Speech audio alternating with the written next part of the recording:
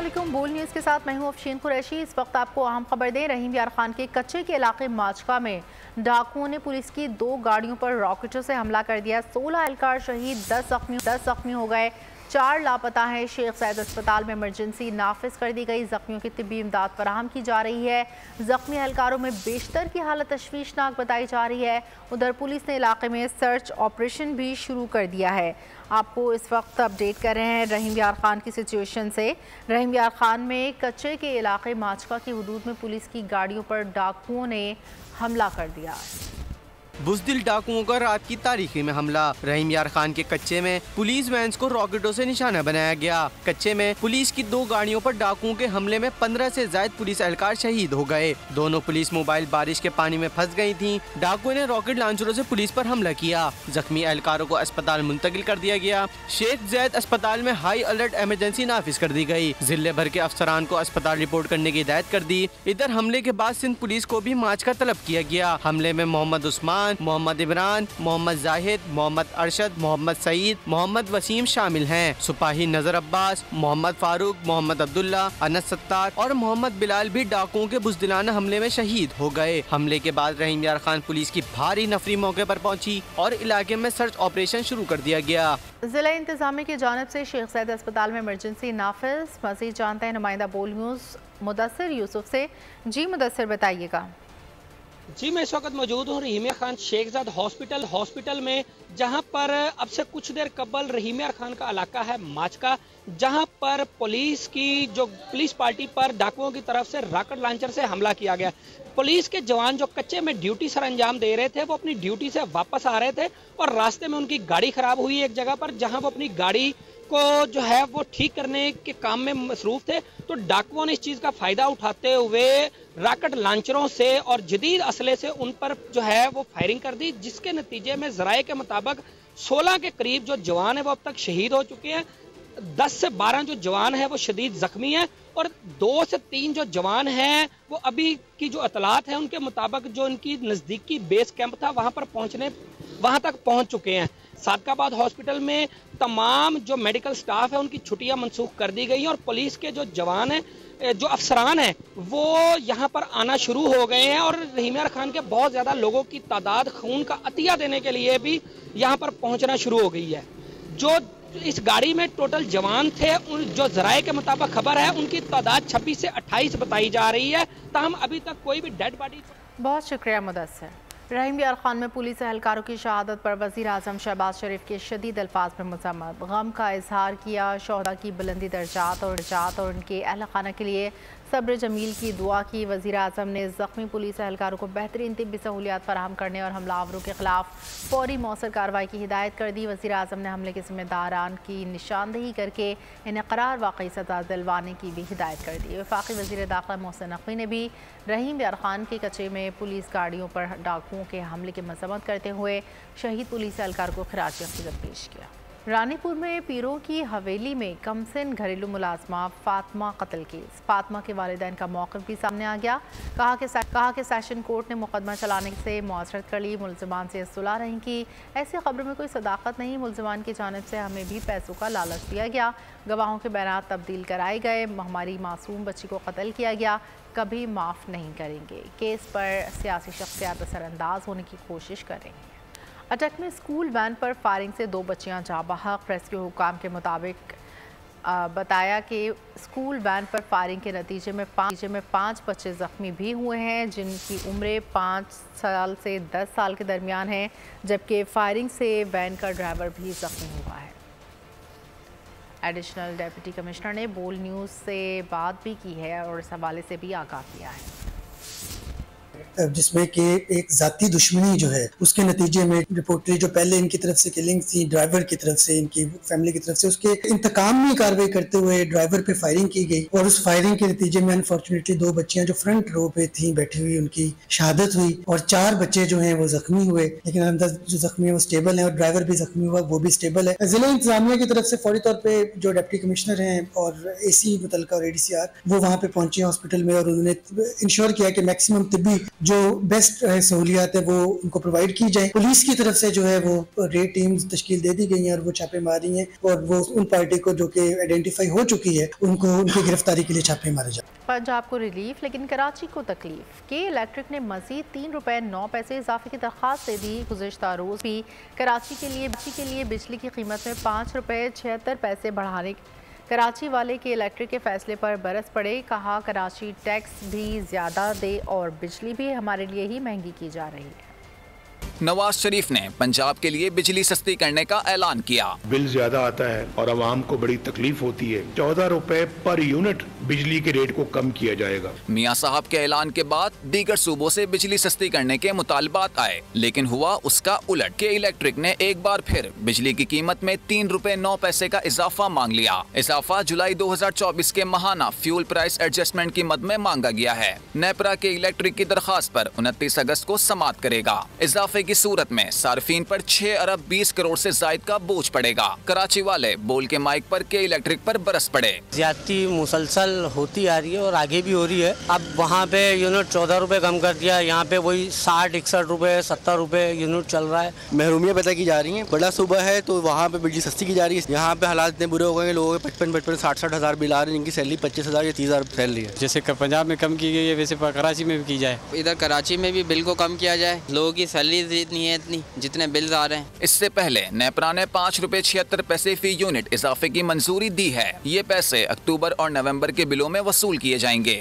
मुल्क में मानसून बारिशों और सैलाब की तबाहकारियाँ। जामपुर में बरसाती पानी बस्तियों में दाखिल, मुतादिद घर फसलें मुतासिर। कोटमठन में के ही सैलाब ने तबाही मचा दी, कई बस्तियाँ डूब गईं। कराची में 27 अगस्त से बारिश का इम्कान। मुल्क भर में बारिशों ने तबाही मचा दी। नशेबी इलाके ज़ेरे आब, खड़ी फसलें तबाह हो गईं। कश्मोर में गुड्डू बैराज पर दरमियाने दर्जे का सैलाब, कच्चे के 7 देहात डूब गए। जाफराबाद में मजीद 2 देहात ज़ेरे आब, पानी शहर की जानिब बढ़ने लगा। गोट मेहूपुर में 150 के करीब मकानात पानी में डूब गए। लाड़काने के नशीबी इलाकों में पानी जमा हो गया। पंजाब, सिंध, बलूचिस्तान और खैबर पख्तूनख्वा में आज मजीद बादल बरसने की पेशगोई कर दी। नौशेरो फिरोज मुतासिरीन का कहना है, हमारे मवेशी फसलें सब पानी की नजर हो गया, खुदारा हमारी मदद की जाए। मुल्क में मानसून बारिशों और सैलाब की तबाहकारियाँ। जामपुर में बरसाती पानी बस्तियों में दाखिल, मुतादिद घर और फसलें मुतासर। कोटमठन रुदू को ही सैलाब ने तबाही मचा दी। साहिवाल में बारिश के दौरान खंबे से करंट लगकर नौजवान जान से गया। कश्मीर में गुड्डू बैराज पर दरमियाने दर्जे का सैलाब, कच्चे के 7 देहात डूब गए। जाफराबाद में मजीद 2 देहात ज़ेरे आब, पानी शहर की जानिब बढ़ने लगा। गोट मेहूपुर में 150 के करीब मकानात पानी में घिर गए। तलबा डिजिटल दौर में जाली खबरों और मिस इन्फॉर्मेशन पर मुश्तमिल खबरों से खबरदार हैं। ज़ाती तजुर्बात की बुनियाद पर ही अपनी सोच को इस्तवार करें। Army chief general Syed Asim Munir की हार्वर्ड बिजनेस स्कूल के तलबा के वफ्द की मुलाकात के दौरान गुफ्तगू। ISPR के मुताबिक GHQ में होने वाली गुफ्तगू में आर्मी चीफ ने मौजूदा सिक्योरिटी चैलेंजेस के तनाजुर में तालीम, इख्तिरात और तनकीदी सोच की अहमियत को उजागर किया। आर्मी चीफ से मुलाकात करने वाले 44 रुकनी वफ्द में 9 ममालिक से ताल्लुक़ रखने वाले सदात के केस में FIA साइबर क्राइम ने गिरफ्तार मुलजिम फरहान आसिफ को अदालत पेश कर दिया। जुडिशल मजिस्ट्रेट ने मुलजिम फरहान का 1 दिन का जिस्मानी रिमांड मंजूर कर लिया। FIA ने मुलजिम का 14 दिन का जिस्मानी रिमांड मांगा था। मुलजिम ने जल्द तफ्तीश मुकम्मल की जाए। जज की तफ्तीशी अफसर को हिदायत। मुकदमा पीका एक्ट की दफ़ा 9 और 10A के तहत दर्ज किया गया। वफाकी वज़ीर कैसर अहमद शेख का कहना है, पंजाब हुकूमत ने 500 यूनिट तक बिजली सार्फिन को ₹14 का रिलीफ दिया। अपने फंड से आवाम को रिलीफ दिया। पंजाब जैसा रिलीफ KP हुकूमत दे तो 5 अरब देने पड़ेंगे। सूबाई हुकूमतों के पास अपना बजट होता है, सारे काम विफाक ने करने हैं, तो सूबाई हुकूमत क्या करेगी? सूबों के पास विफाक से ज़्यादा फंड्स हैं। पंजाब गवर्नमेंट ने अपने PFDP से वो अपने फंड से दिया है पैसा। सूबे अपने अपने तौर पे देख रहे हैं जिस चीजों पे वो रिलीफ देना चाहे। मसलन KP के हुकूमत करे तो उनको 5 अरब देना पड़ेंगे। उनके पास अपने फंड हैं, उनके पास अपनी हुकूमत है। ये कोई अलग थोड़ी है। फेडरल गवर्नमेंट ने तो अपना जो उनका मामला था उस पर डिसीजन किया है। अब हर सूबाई हुकूमत अपना अपना बजट देख रही है। ये तो हर एक सूबाई हुकूमत का प्रेरोगेटिव है और उनके पास फंड मौजूद होते हैं। वो अपने अपने फंड्स को इस्तेमाल कर सकते हैं। ये तो सूबों का काम, सूबों के पास ज्यादा फंड है फेडरल गवर्नमेंट से। लाहौर में mixed martial art Asian championship में पाकिस्तान की खातून फाइटर बानो भट्ट ने गोल्ड मेडल हासिल किया। खुर्रम मलिक फातेह खिलाड़ी के साथ मौजूद हैं। अच्छा, बिल्कुल MMA के मुकाबले जो हैं वो लाहौर में खेले जा रहे थे और पाकिस्तान की खातून बानो भट्ट जो कि एक बड़ी फाइटर जो हैं वो साबित हुई हैं और उन्होंने अपने हरीफ को शिकस्त दी है और गोल्ड मेडल जो है वो हासिल किया है। बानो भट्ट इस वक्त हमारे साथ मौजूद हैं। बानो, पहले तो आपको बहुत बहुत मुबारकबाद। गुज़िश्ता रोज़ भी हमने आपसे बात की और आप बड़ी जोशीली थी और आपका यही कहना था कि आप इंशाल्लाह शिकस्त दोगे और गोल्ड मेडल हासिल करोगे और अब आप माशाल्लाह फाइनली गोल्ड मेडल जो है वो ले चुकी हो। क्या फ़ील कर रही हो, क्या कहना चाहोगे? अल्हम्दुलिल्लाह मैं बहुत ज़्यादा अच्छा फ़ील कर रही हूँ। मुझे बहुत ज़्यादा खुशी है कि मैंने जो बोला वो करके दिखाया और इस बार मेरे साथ मेरे कोच थे तो वो बहुत अच्छी फीलिंग थी। मेरे कोच मेरे बैक पे थे तो मुझे फुल यकीन था चाहे आगे जो मर्जी भी आ जाए इंशाल्लाह मैं ही जीतूँगी। MMA पाकिस्तान में ग्रो कर रहा है बहुत ज़्यादा। अब इस एशियन चैम्पियनशिप के बाद बहुत ज़्यादा MMA और ऊपर जा रही है और लोग बहुत ज़्यादा सपोर्ट कर रहे हैं। बहुत ज़्यादा अच्छा लगता है कि जब बैक पे आपके इतनी ज़्यादा सपोर्ट हो तो आप और ज़्यादा कॉन्फिडेंस होकर और अच्छा खेलते हैं। मरियम नवाज़ को जो है वो भी तोहफ़ा देना चाहिए और बानो भट्ट के हवाले से जो है वो जिस तरह कोच ने कहा है तो हमने भी यही देखा है कि पाकिस्तान की ख़वातीन जो हैं वो अब फील्ड में आना शुरू हो चुकी हैं, मुकाबले में हिस्सा लेती हैं और कामयाबी हासिल कर रही हैं। जी, खैबर पख्तूनख्वा से ताल्लुक़ रखने वाले पाकिस्तानी खिलाड़ियों को कोलालंपुर इंटरनेशनल ताइक्वांडो चैंपियनशिप में नुमाया कारकर्दगी शानदार परफॉर्मेंस पेश करते हुए 21 मेडल्स जीत लिए, जिसमें 7 गोल्ड, 6 सिल्वर और 8 ब्रॉन्ज मेडल शामिल हैं। पेशावर से आसिफ शहजाद की रिपोर्ट देखिए। मलेशिया के दारुल हुकूमत कुआलालंपुर में इंटरनेशनल ताइक्वांडो चैंपियनशिप पाकिस्तानी खिलाड़ियों ने अपनी धाक बिठा दी। मुख्तलिफ कैटेगरीज में 21 मेडल्स जीतकर पाकिस्तान का नाम रोशन किया। वानिया, हानिया, मोहम्मद मुस्तफ़ा, अयान, उमाइमा और हशाम ने गोल्ड मेडल जीते। मैं पिछले 8 साल से ताइक्वांडो खेल रही हूँ। मैंने टोटल 3 चैंपियनशिप्स जीते हैं पाकिस्तान के लिए। मैं पाकिस्तान का नाम बुलंद ही रखूं। मैंने मलेशिया में इंटरनेशनल ताइक्वांडो में गोल्ड और ब्रॉन्ज मेडल जीता है। मैं इंटरनेशनल चैम्पियनशिप ताइक्वांडो के लिए मलेशिया गया था। कैरोगी में 1 गोल्ड लिया है और हांगकांग और मलेशिया को हराया है। कोच वकार आफरीदी का कहना है कि कम वसाइल में खिलाड़ियों की कारकर्दगी सलाहियतों का मुंह बोलता सबूत है। हम मलेशिया गए थे। मलेशिया में MBW international open taekwondo championship हो रही थी जिसमें 21 से ज़्यादा ममालिक ने पार्टिसिपेशन की थी, हिस्सा लिया था, जिसमें पाकिस्तान भी था। और हाल ही में जी हमने अल्हम्दुलिल्लाह अच्छी कारकर्दगी दिखाई। हमने उस इवेंट में हिस्सा लिया और उसमें पाकिस्तान ने 7 गोल्ड मेडल, 6 सिल्वर मेडल और 8 ब्रॉन्ज मेडल हासिल किए। इमरान खान, वकार आफरीदी ने ब्रॉन्ज, अहमद सिल्वर मेडल जीतने में कामयाब हुए। कैमरामैन मोहम्मद हुसैन के साथ आसिफ शहजाद, बोल न्यूज़, पेशावर। पिंडी टेस्ट के दूसरे दिन का खेल खत्म। जवाबी बैटिंग में बगैर किसी नुकसान के बांग्लादेश ने 27 रन बना लिए।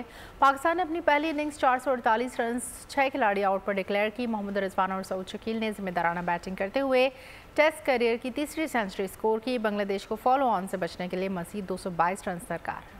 पिंडी टेस्ट में बॉल और बैट के दरमियान जबरदस्त कशमकश। पाकिस्तानी बॉलर्स हरीफ बैटिंग लाइन में शिगाफ डालने में नाकाम रहे। तमाम तर कोशिश के बावजूद ग्रीन कैप्स 1 विकेट भी हासिल नहीं कर सके। मेहमान टीम ने दूसरे दिन खेल के इख्तिताम तक बगैर किसी नुकसान के 27 रन स्कोर किए। बांग्लादेश की जानिब से जाकिर हसन 11 और शादमान 12 रन के साथ नॉट आउट रहे। इससे कबल पाकिस्तान ने अपनी पहली इनिंग्स 448 रन 6 खिलाड़ी आउट पर डिक्लेयर की।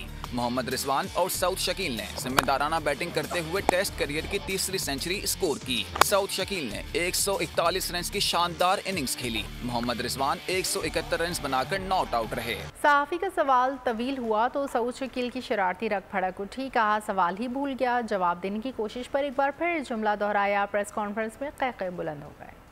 उनको भी गाइड कर रहे होते हैं और आज मैंने देखा कि आपने बहुत अच्छे गैप्स निकाले। जब आपका 100 के बाद आप 141 पे एकदम ही चले गए क्योंकि आपने क्विक रन्स लिए, तो क्या प्लानिंग चल रही होती है?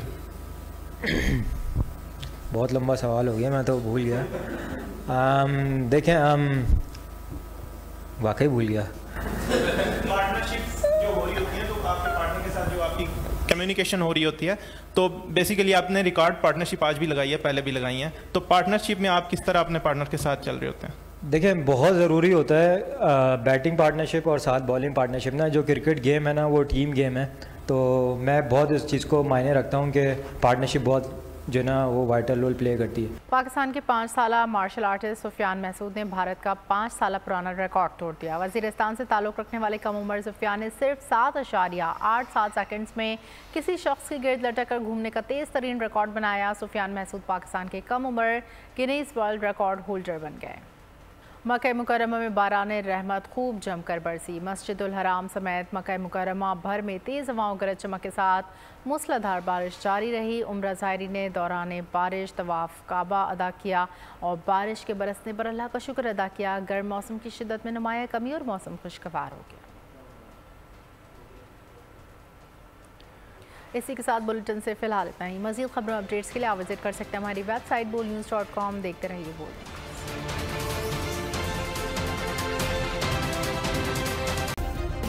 सब्सक्राइब करें और बेल दबाएं ताकि कोई खबर रह न जाए।